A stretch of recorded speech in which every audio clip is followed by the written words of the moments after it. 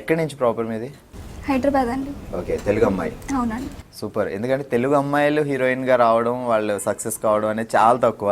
ఉన్నా వస్తారు వెళ్తుంటారు. సో డెఫినెట్గా మీరైనా మంచి సక్సెస్ సాధించాలి. ఎప్పటి నుంచి మీకు హీరోయిన్ అవ్వాలనిపించింది? అలా ఏం అనిపించలేదు. చిన్నప్పుడు ఏదో డాక్టర్ అవుదాం అనుకున్నాను, కానీ యాక్టర్ని చేసేసి. ఏం చదువుతున్నప్పుడు ఈ ఛాన్స్ వచ్చింది? డిగ్రీ అండి, ఫైనల్ ఇయర్. డిగ్రీ ఫైనల్ ఇయర్లో. సో ఫస్ట్ రాజ్ కుమార్ గారు కాల్ చేసి ఇలా నేను హీరోయిన్గా సెలెక్ట్ చేస్తున్నాం అంటే నేను నిజం అనుకున్నారా, లేదంటే ఎవరైనా ఫ్రెండ్స్ చీట్ చేస్తున్నారు అనుకున్నారు? అంటే ఎడిటింగ్ ఎక్కడైతే జరుగుతుందో నా షార్ట్ ఫిల్మ్, అక్కడికి నేను వెళ్ళాను. అప్పుడు సార్ చూసారనమాట. డైరెక్ట్గా ఇచ్చారు మీకు ఆఫర్ ఫోన్లో కాదు.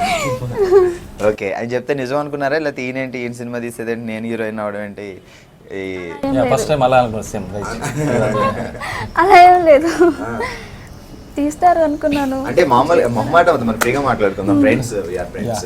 సో రాజ్ కుమార్ గారు అమ్మ నీతో హీరోయిన్గా సినిమా పెట్టి చేస్తానంటే ఫస్ట్ నువ్వు డైరెక్ట్ అవ్వయ్యా బాబు నన్ను అన్నవి ఫీల్ అయ్యి? అలా అసలు అనుకోలేదు, ఎందుకంటే ఛాన్స్ రావడమే గొప్ప.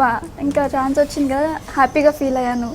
కానీ కొంచెం టెన్షన్ పడ్డాను, నిజంగా తీరా అనుకున్నాను. కానీ ఓకే, నిజమైంది. ఇది నిజమే, గట్టిగా ఇల్లుకోండి ఒకసారి. అయిపోయింది షూటింగ్.